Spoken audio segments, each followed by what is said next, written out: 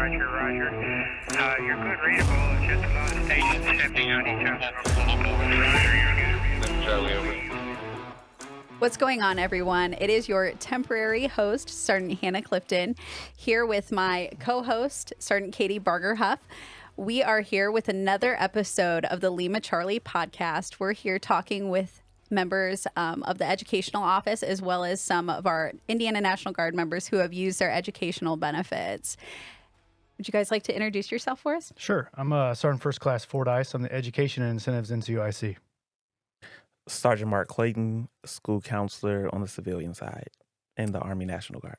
I'm Tech Sergeant Dransoff from the Air National Guard. I'm an imagery analyst and a student.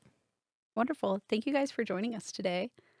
So can you tell us a little bit about the GI Bill and how it can help some of the members of the National Guard with their education? Sure. The GI Bill is one of those education programs that as long as a soldier comes in on a 6-year contract, they're eligible once they graduate AIT and have their MOS documents and everything else uploaded into, IPERMs and everything else, we make them eligible inside the system. So with that, they have the 1606, right? So the 1606 is the one that the traditional soldiers are eligible for to use with the GI Bill.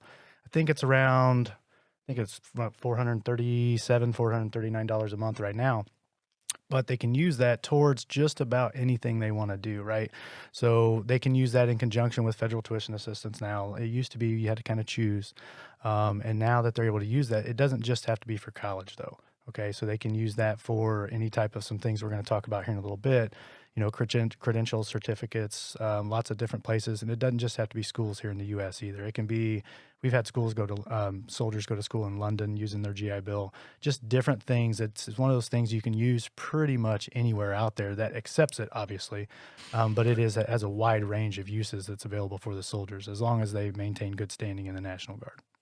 Okay, and does that just go to the tuition, or can they use it for books? And so it depends on which one they're using. So the 1606, they're going to get that stipend. It's whatever 400 and I think it's like $437, $439 a month right now, right? So the post 9/11 is when you get into the tuition and you get into the more bang for the buck depending on their rating, right? So depending on your qualifying periods of active service, determines your percentage you're going to get towards your 100% rate, right? So 36 months of active federal service maxes you out, so you would get up to 100% tuition.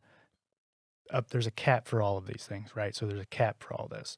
So that stipend that for the GI Bill with the 1606 goes directly to the soldier. Any tuition funds goes directly to the school. Okay, so like let's say I'm doing an online school and I'm using my GI Bill, but my school is in a high BAH area. That's not how they do it. So there's a cap on your online schools at a flat rate, so that way people aren't trying to, kind of pick a school that's going to get them a higher paycheck, based on their monthly stipend. So those things, but yeah, some of that money goes to the student. Others goes directly to the school. Anything tuition related goes directly to the school. Okay. And so for the post 9/11, you said it's based off of active duty time. So does like AIT and basic training, does that count as active duty time towards? It can once you get to a certain point, but initially no. So when you first come in, that time does count, but not until you hit, I believe, 24 months. Once you're over 24 months, that time can count towards your 3 years of AFS. Like a lot of people think ADOS count. Not all ADOS counts, right? So a lot of people that come on just normal ADOS, that time does not count. So like, remember everybody was on COVID orders, okay? COVID orders counted because it was deemed that it was emergency proclamation where those categories of orders and that funding code was authorized in that GI Bill. They go by codes, right? So Title 10 is a code. Title 32 typically is not, unless it is like, let's say AGR or some of these other codes that are on there. That time ended up counting for the soldiers, which was great because we had all those soldiers on those COVID orders, what now makes them post 9/11 eligible, which is a greater benefit. And it's also the one that can be transferred to a dependent or spouse. Okay. Wonderful.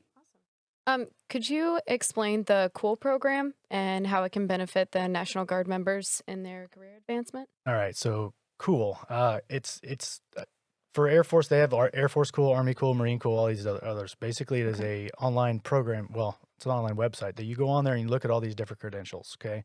So Army Cool, you get on there, there's around 1,700 and some right now that's on there for like truck driver, EMT, private pilot's license, senior HR, all these different credentials and certificates that can help you advance your civilian careers, but not necessarily give you a degree, because that's the difference, right? So the Army Cool program is more for all these different credentials and certificates and not degree based. Everything else, you're using FTA. Well, with your FTA, it's one pot of money. So you have 16 credits, right? 16 credits or $4,000 a year to use towards credentials, certificates, and all these other things that are out there. Okay, so, but it is using from the same pot. So like if Sergeant Clifton's going to school, right, she's using FTA, but she also wants to go get a credential.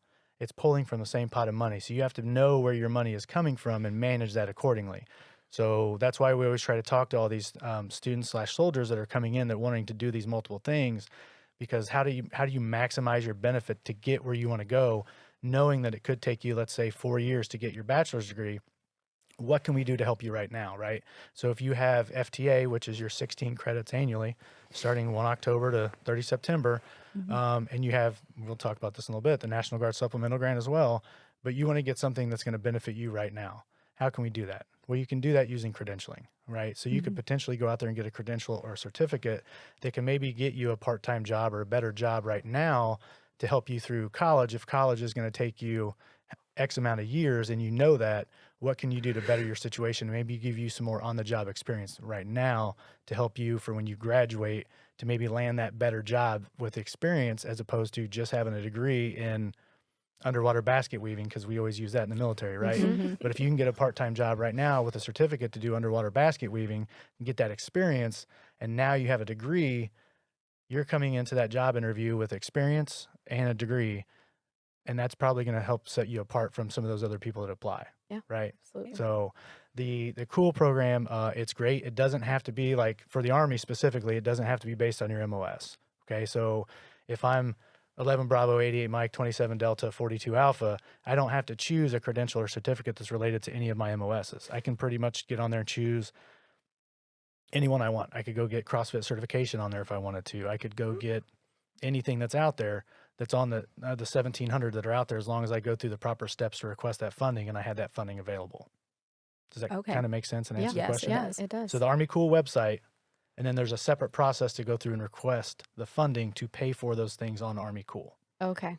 Yeah, and correct me if I'm wrong, but I think a lot of people, when they think of education benefits, they're only thinking about college and going to a university, getting an undergrad. They're not really thinking there's a lot of people that might want to get into trades or trade skills or get a certification, that it doesn't require an undergrad. So there's still a lot of benefits to help those people as well. Great point. And we try to make sure we emphasize that when we go out and do these briefs, is that like college is not for everyone, right? So every time anyone hear education benefits or just benefits in general, they always go, it's only for college. It's not, right? So you have 16, that's why I always say it like this. You have 16 credits a year or $4,000.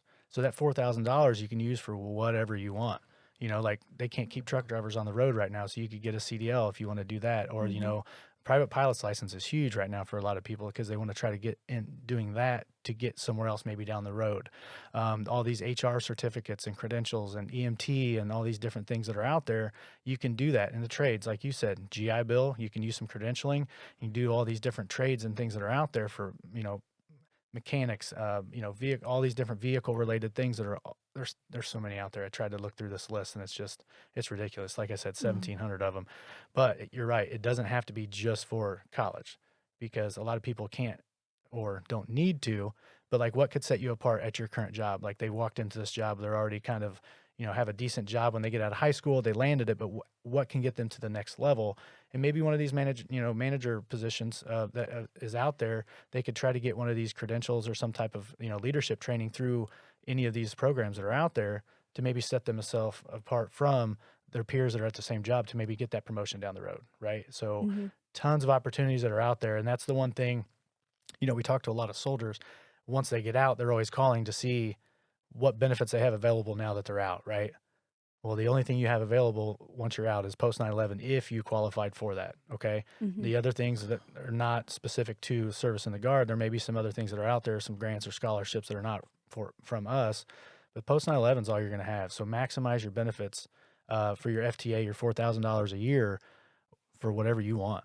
Because that 6 years, you could use, that's at $24,000. I'm not a mathematician, but $24,000 for your first contract that you could use if you're not going to use it for college towards credentials.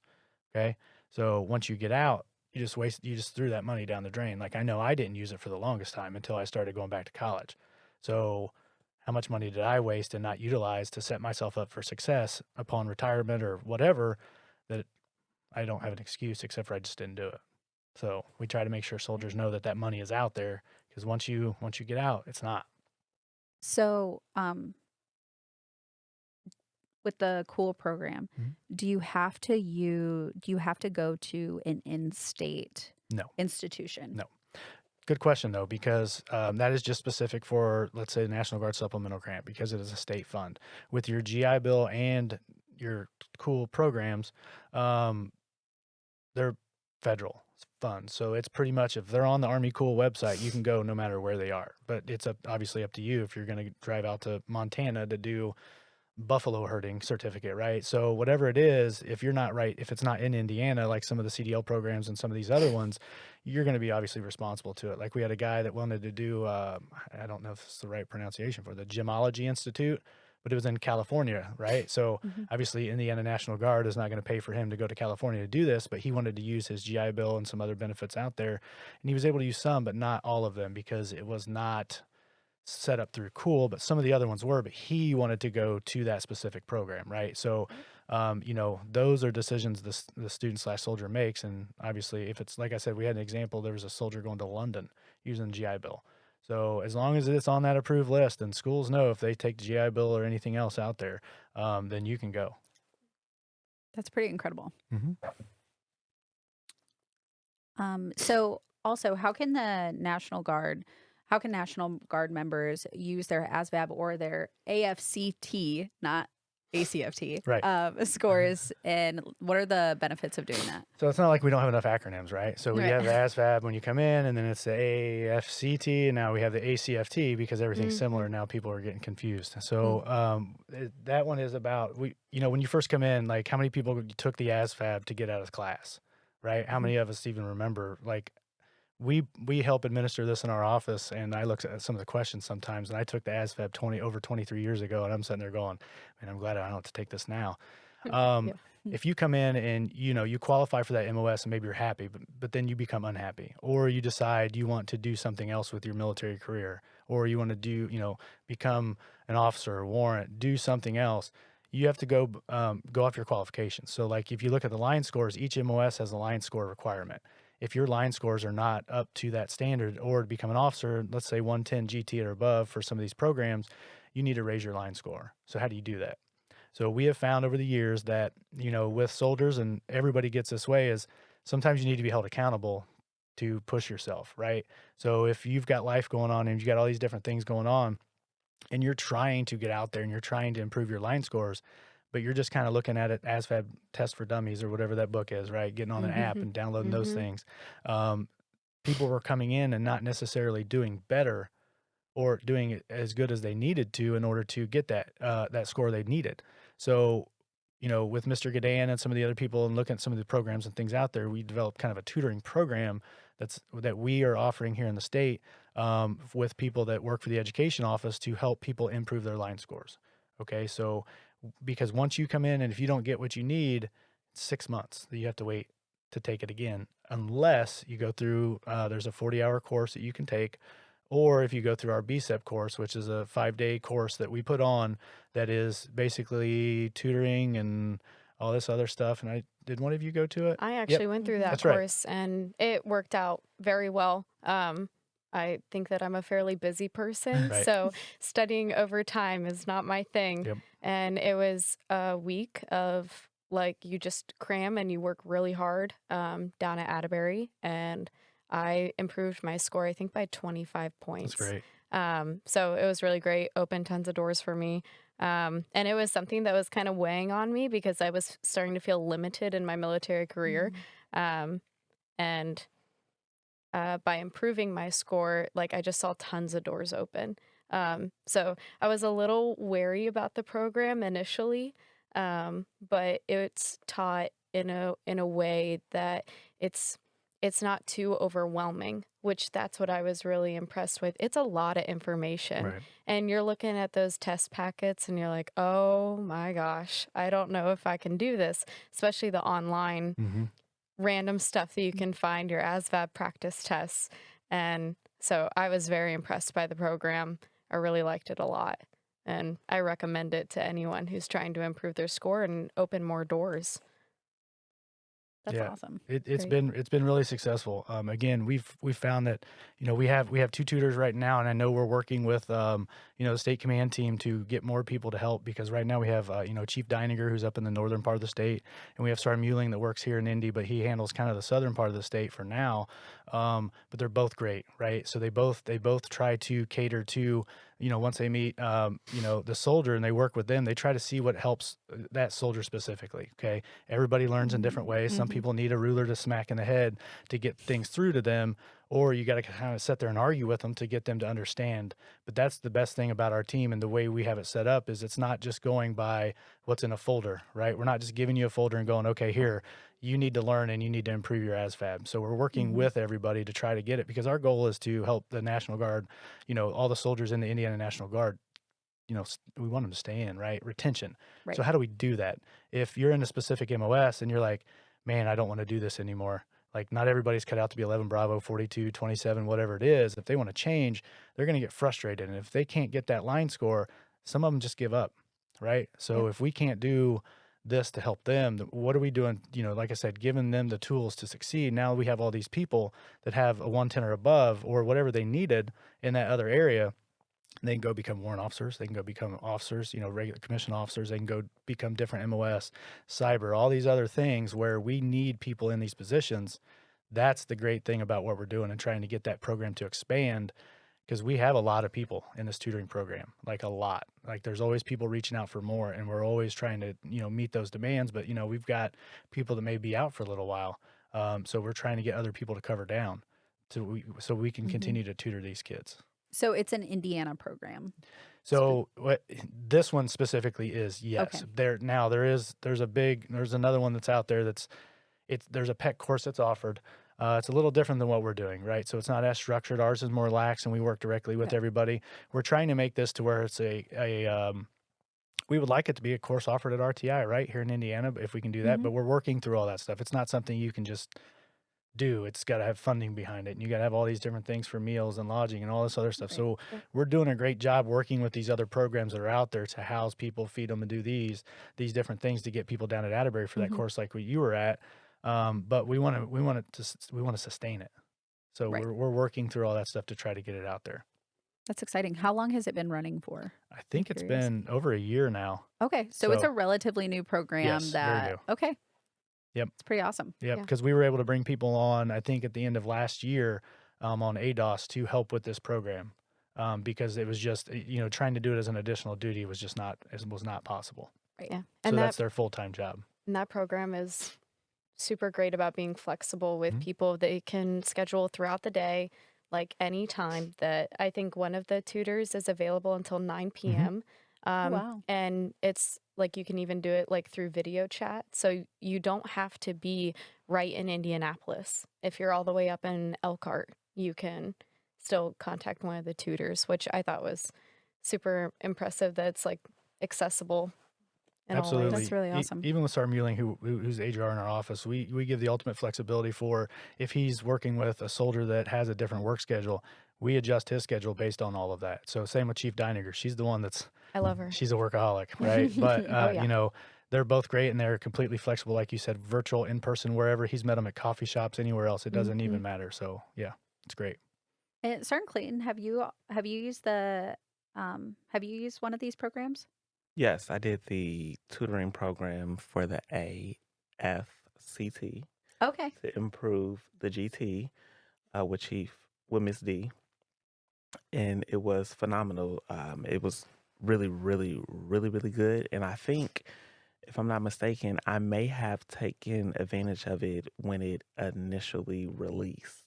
Oh, okay. I saw an email that came across that said like in-person tutoring, and I responded like, sign me up.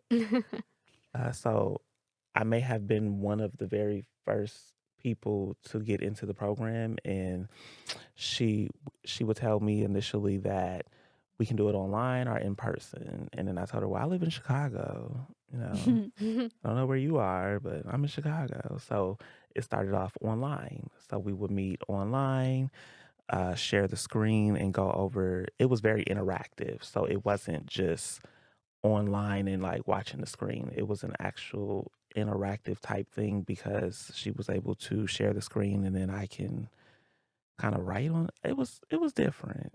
It was really different, but it was very helpful. And then also if we needed to do in person, she would come to wherever I was. Wow. We made arrangements to meet at the library closest to my house.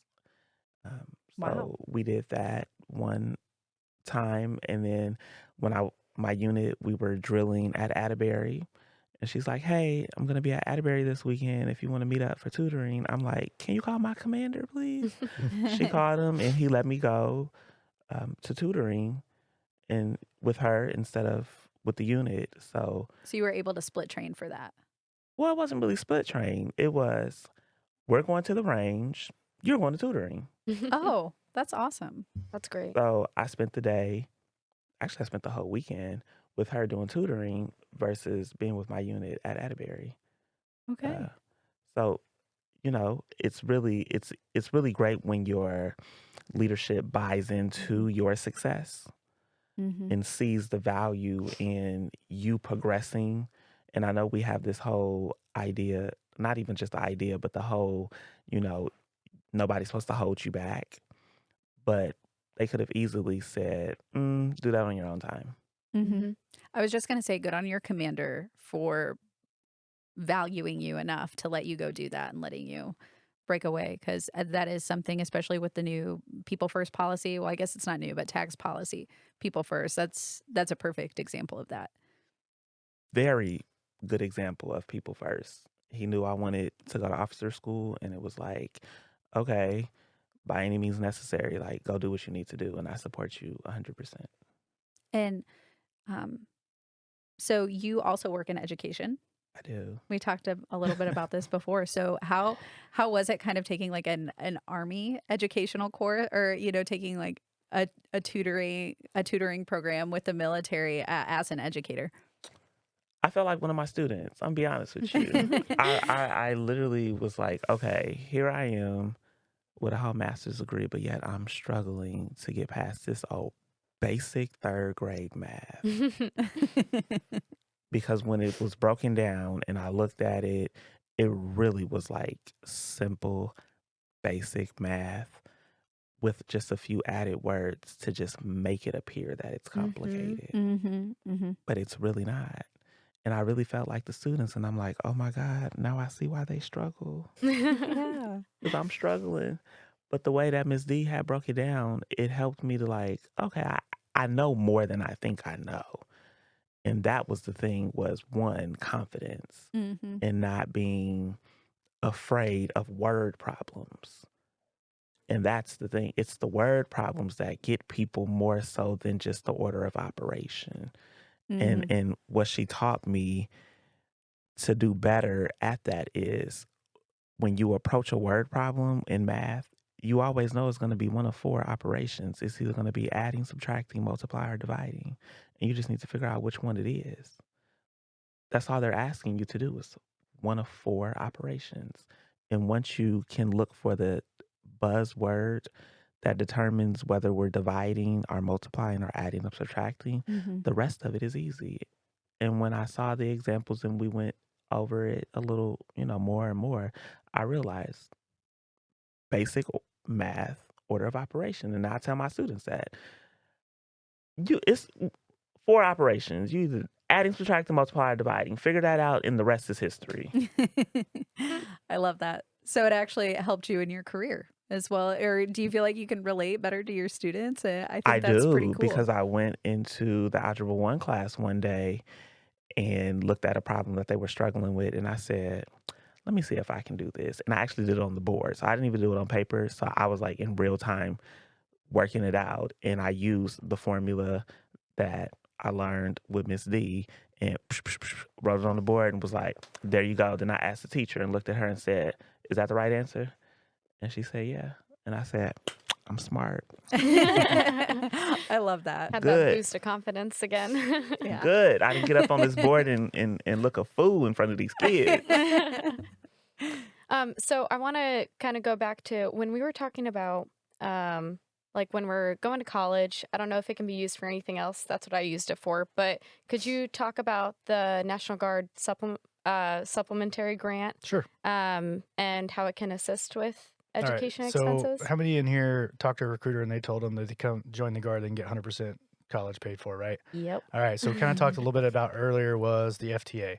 So the FTA gives you the 16 credits. So if you're going to go full time, how is that 100%? It's not enough. Right. So Yep. Indiana has a National Guard supplemental grant. The National Guard supplemental grant. Now I'm going to speak just for Army right now.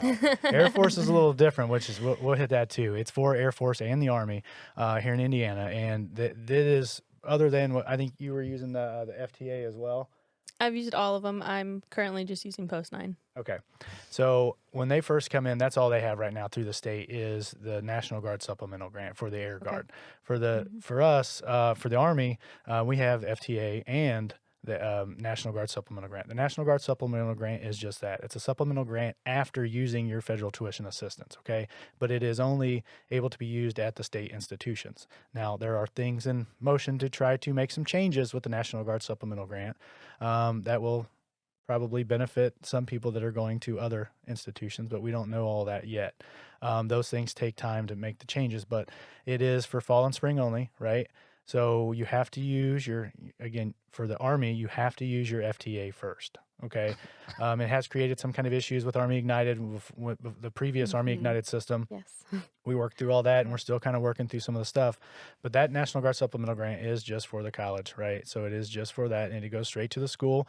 It is done through a separate website because that's how most of these systems are, through ScholarTrack, okay, and the Commission for Higher Education. It's a different window than everything else. So FAFSA is what, March-ish time frame. Yes. NGS, National Guard supplemental grant is in June, okay? And then you use it for the year, right? So you can only use it for fall and spring again. So that's why it's important when people come in, for everybody, we talk to them about what funding stream is paying for what based on how many classes they're trying to take. So if you're looking at trying to take summer classes, you need to know that National Guard supplemental grant, as of right now, is not going to pay for your summer classes. Okay, so how do you pay for that? So that's kind of how we advertise 100% free tuition going to school in Indiana, as long as you go to a state school. Because if you do that, then you have your FTA, you have your National Guard supplemental grant, and that rate is based on what the school charges. So each rate is kind of different. So let's say if it's another 15 credits, then what the credits are what the actual cost is what the institution is charging. So it kind of varies from school to school. It is also available to be used at the master level. So it used to be just undergrad. Just saw that. Yep. That so was last year, right? It was last year, early last year, we got that changed to where now, like Sergeant Clifton, you don't have to wait until you have ALC complete to go get your master's because you just finished your bachelor's and now you want to use your master's or to get your master's. So that was great for us. And now FTA is the same way. So that is another thing that's kind of helped us to give us some more money for NGSG. So we're constantly trying to make changes for NGSG to make it more open and available for everybody. But it is that additional grant for tuition that goes but it's only for state schools. Okay. Okay. Public Public and state right. schools. Public and Yeah. state schools. State. As of right now, yes. Okay. So what was your experience using the supplemental grant? So in the Air Force, we can use it right away as soon as you enlist. So that's what I did. My first year, I sat in student flight for a year and went to college. So I used a supplemental grant for that. And I actually didn't know you guys had to use it with the federal TA. That's interesting. But pretty much everything else is the same. But we can also use it with the Montgomery GI Bill. So I know a lot of people that use it with that. And being on Title 10, they use the Montgomery and the supplemental grant to go to college. And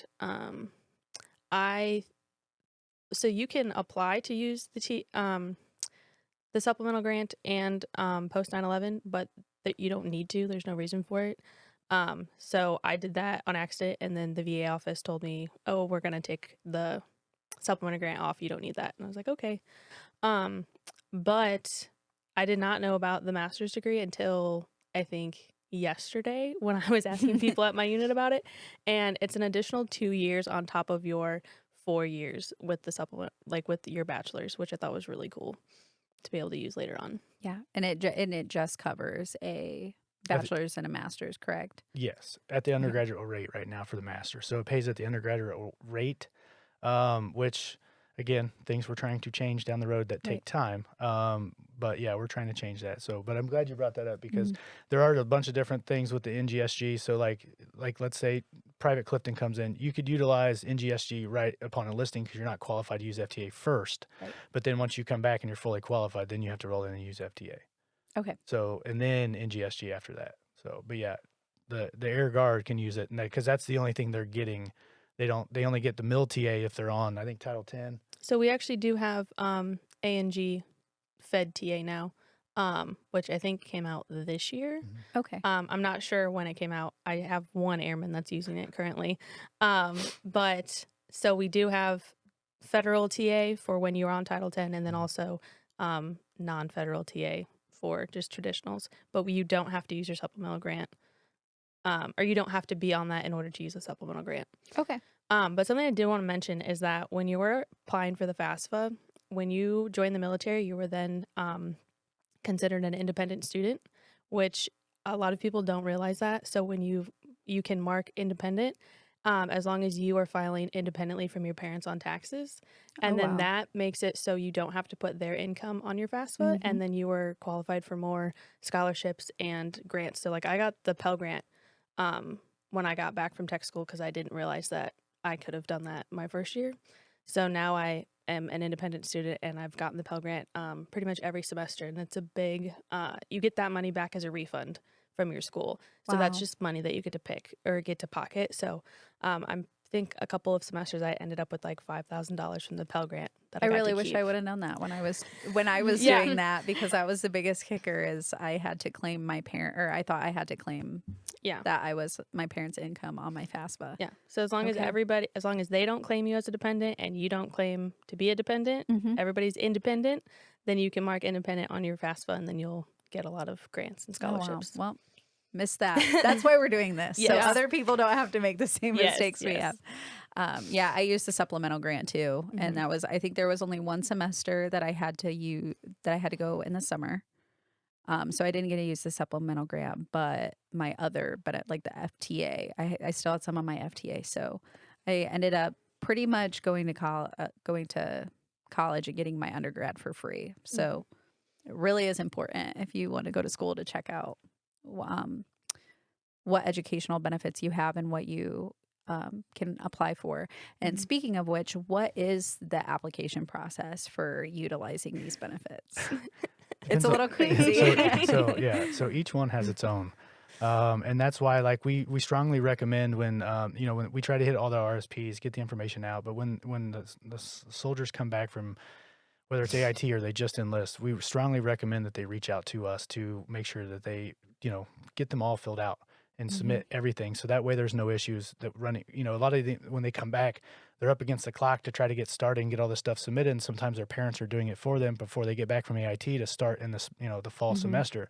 So we always recommend that they go to the website, right, and hit the education consultation form and then get a hold of us. And we'll reach out to them to basically sit down with them either on the phone or, in person to make sure all those things get filled out, because GI Bill is one process through the va.gov, okay? But you have to make sure certain things are updated in the system or you're going to get denied. If you get denied, you're going to get frustrated and you're going to be like, I don't know what to do. Our office can help with that stuff. So we want to make sure that all the soldiers understand what they need to apply or where they need to apply and with what and what needs to be done before they do that. So, FTA is your first, right? But you have to have your FAFSA done if you're going to use National Guard supplemental grant. So there's a lot of things that are on there. So you got FAFSA. FTA is Army Ignited. Okay, you apply there. It's really easy now that they jumped into the Air Force system. Thank goodness. Okay, so now the site actually works and the soldiers can log in. Wait, you mean there was an Army website that didn't work really right? well? I know. Oh. Surprising. Who would have thought of that? They bought the program on Amazon. But so now that we're in that system, it works. With that, then you have the National Guard supplemental grant that you apply through Scholar Track, which is why you have to have your FAFSA done when you're applying for state aid. So all these things kind of go hand in hand. And then if you apply for the, you want the GI Bill, we talk to kids all the time. and they think everything's automatic when they come back from AIT. Like, just because I signed up and I got these benefits, it's going to start on its own. It's not that's not how it happens. Like, if you submit your va.gov application and your MOS hasn't been awarded, or your high school diploma is actually not in your iPerms and it's not showing you're completed, you're not going to show eligible for any of these benefits. So you're going to get denied. And now your parents are going to start freaking out because you're getting denied and they think your recruiter lied. And it's just this whole whirlwind that we deal with all the time right before the semester starts. Nonstop, we're talking to parents, kids, everything else, trying to get this stuff done, where we want them just to reach out to us in the first place so we can sit down there and give them a checklist of what needs to happen in what order to make sure that they're fully prepared to start their educational journey. Because it is a lot, especially when you're talking to, I started when I was 38 years old and it was still kind of whatever, but 18, 19, sometimes 17-year-old kids that are doing it and their parents on them to get this stuff done. There's going to be some stuff that gets dropped, and we have a little bit of wiggle room to get things fixed for them, but we need to know as soon as possible so we can make sure to get that done. So yeah, they need to reach out to us to get it done, but they can go to the Army Ignited website, Scholar Track to apply for the NGSG, va.gov for GI Bill. But the best thing is just to reach out to us, and we'll go back to them within usually 24 hours to set up a consultation between myself, Mr. Gadan, or anyone else on the team to make sure that they have everything they need in order to be successful for starting college. And where can they reach you at? On the in.gov website. So on the Indiana National Guard website, underneath Education and Incentives, I have a quick link, so it goes straight to our webpage. But all our contact information is there. But at the top of our education page is a button that says Education Consultation. They can click that and fill out their information, and they go straight to our education distro. And then one of us will respond. Mr. Gadan usually responds within minutes sometimes. And then we'll set up an appointment for that soldier or their parents even, usually within the week. Okay. We will be adding that form in the description. So check that out if you're interested. So to add to that, the Air Force does not use. Okay. So for some of our things are different. So we do need to do the FAFSA, and our GI Bill benefits are on the VA website. There's also a comparison tool to pick, like if you don't know which one to use, you can use the comparison tool to see how much money you would get based on where you're at and like how many credits you're taking, stuff like that, which was really helpful for me when I was trying to decide which one to use. And then for the NGSG, we do it on Scholar Track. And then for TA, we use AFVAC, which I think is Air Force Virtual Education Center. It's in the Air Force portal, and everything you need's on there. Okay. So that's the only difference. So we need to link up with the Air Force Education Office, and that will also be in the description. Yes. If you need Air Force benefits. You're just adding on more to the description. Yes. It's going to be long. Yeah, I've tried doing the benefits process 2 years by myself and then 2 years with help. I still have loans from the 2 years I tried to do it myself. So I think I remember that. yeah, so it's definitely a huge benefit to reach out. There are so many deadlines and things that you need at specific times, along with signing up for classes and the demands that your college needs from you. It's a lot. For someone to take on themselves. So like reaching out to the education department, it's like having a team instead of all on one person. So I really loved that. Because if I remember correctly, I believe I talked to you, because I always use you as an example of when we talk to soldiers and find out there's always soldiers going to school paying out of pocket when they don't need to. I was So struggling. you're not the only one. Like every time we go talk to someone, there's always someone that's been like, I've been paying out of pocket for 2 years. And it's like, why? Right? You just need to ask and get to the right person, which is our office. And we'll make sure that we have, like I said, wiggle room in certain areas, but we can make sure we'll fight for you with the institutions and all these other places to make sure that you get what you're entitled to get, as long as you're in good standing. Obviously, that's the big thing, right? Yeah, that's very important. To add to that, so if you are just doing like general education and you are worried about it transferring to your school, you can always do it at Ivy Tech. So for Indiana, Ivy Tech transfers to all state schools, and they have to take those credits. So like I took physics at Ivy Tech, and they do match with, that's when I used Fed TA. They will match the tuition cost for that. So then it's covered 100%. But I've used Fed TA at Purdue, and they don't match for whatever Fed TA is going to pay. So then I ended up having to pay out of pocket that semester for that because I didn't want to touch my supplemental grant. And there was more that I was going to add to it. Never mind. I can't remember. Well, I know that you've used a lot of the benefits, and Mhm. I think you have too, Sorry, and Clayton. Do you two mind talking about those benefits, like which ones you've used and how that panned out for you two? Sure. Do you want to go first? Okay. So I've used FTA, Federal Tuition Assistance, when I was doing a second master's program. So when I initially learned about FTA and how you can use it, because I already had a bachelor's degree and I already had a master's degree when I initially enlisted, I was told it can be used up to a master's level, right? So I was like, okay, fine, I'm gonna go find another master's program to get into, just for the sake of saying I can use benefits, and joined an ed leadership principal program through IU. And then I used FTA to be able to take a few classes through that program. And then when I did the COVID orders and learned that I was qualified for the post 9/11 GI Bill, I put a pause on the principal program because I said, well, I need my PhD.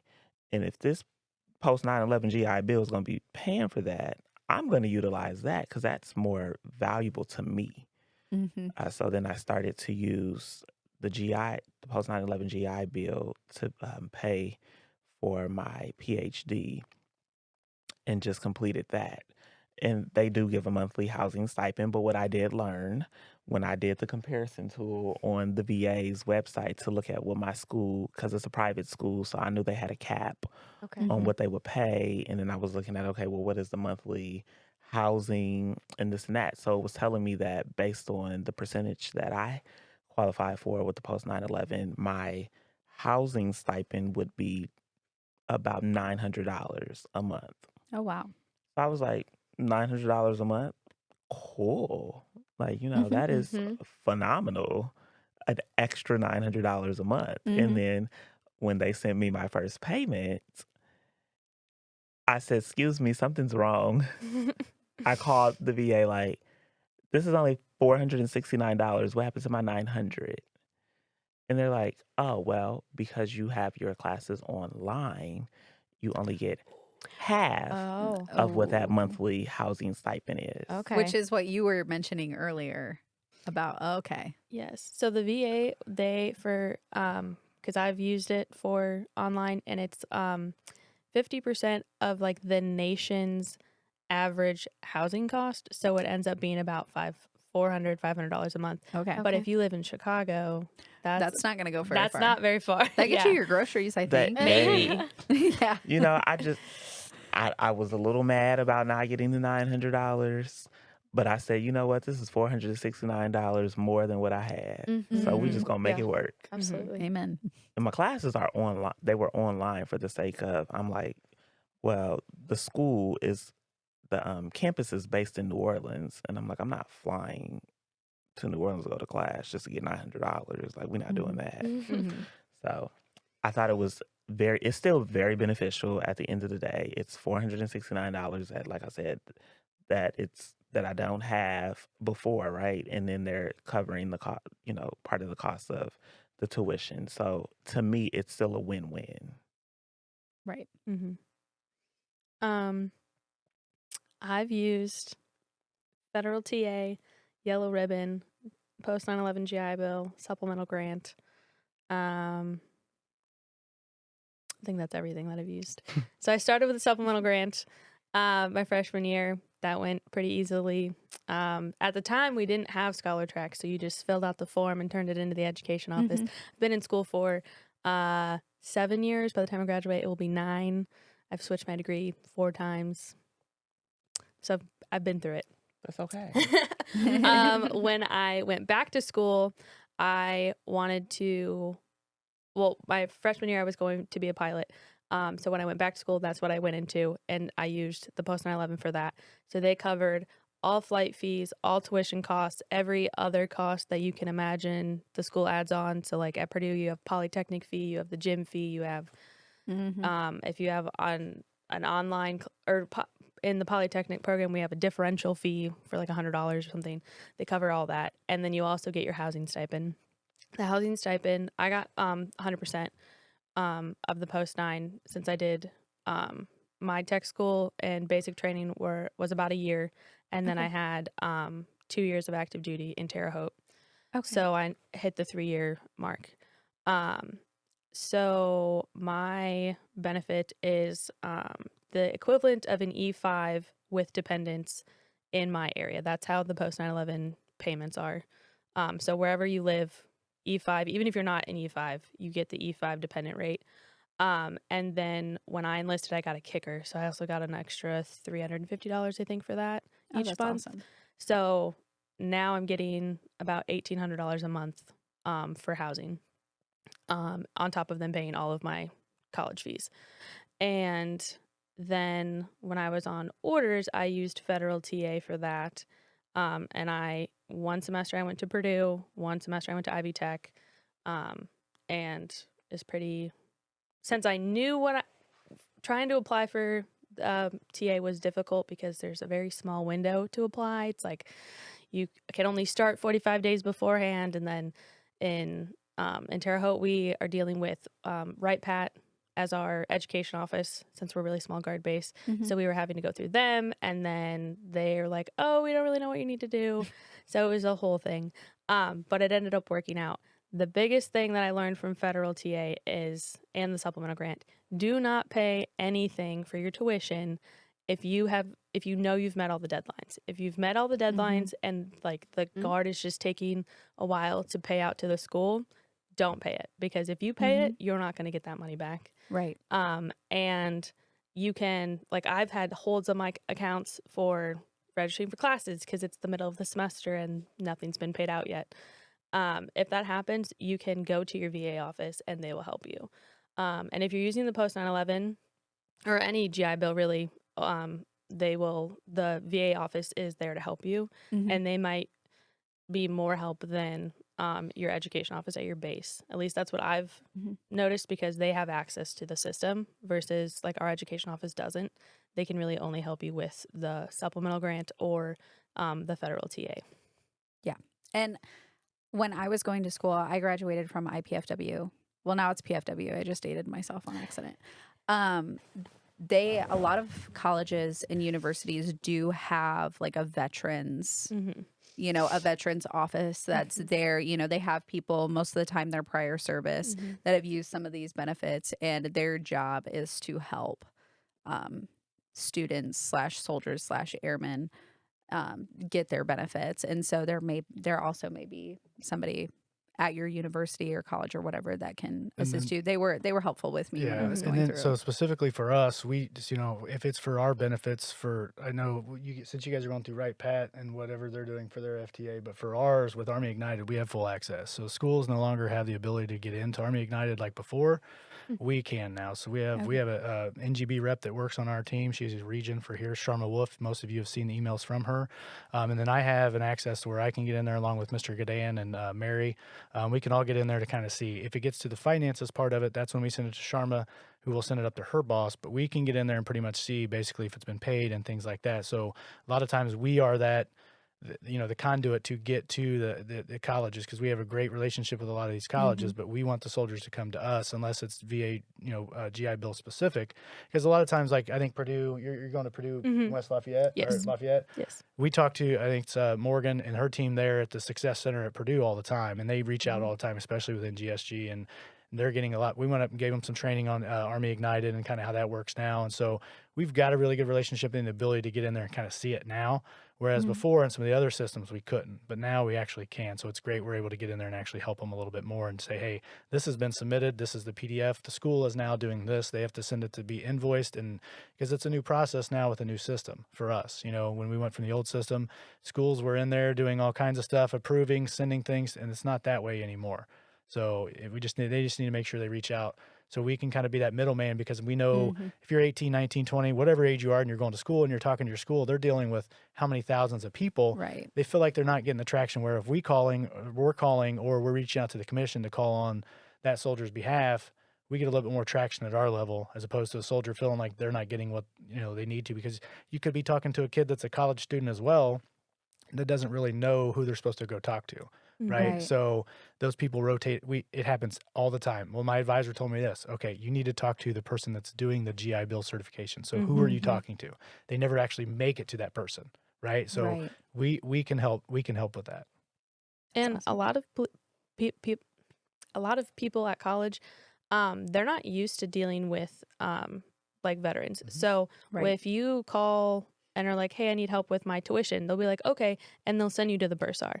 Or they're like, "Hey, I need help registering for classes." They're going to send you to the registrar, even though those people are like, "Oh, well, you have a hold on your account." And they're like, you just have to wait, and then you're going to miss out on classes. So definitely going to the VA office, because they can put in like an override for the holds or any issue that you have. They'll advocate for you if you need it. I've definitely had that issue where I've had holds on things, and they've had to like go in and like call the bursar, call the registrar, and be like, "Hey, we need this removed," so then they can register. And I've actually worked with people. They went to Vincennes, and every year when they used their supplemental grant, it didn't get paid out on time. And the dean, they had to call the dean of students, and the dean of students had to write a letter on their behalf to the registrar, so they didn't get kicked out, or the bursar, so they didn't get kicked out of their classes every semester. And they were there for like, I think 4 years. Wow. Yeah. And I don't have any more questions. Do you have any more? No, I think I'm all good. I'm all educationed out. But before we close out, I think it'd be valuable to some of our listeners if you guys could each say like what you're in school for, or the degrees that you've earned, where you've earned them from. Probably should have done that at the beginning, but I still think it's valuable.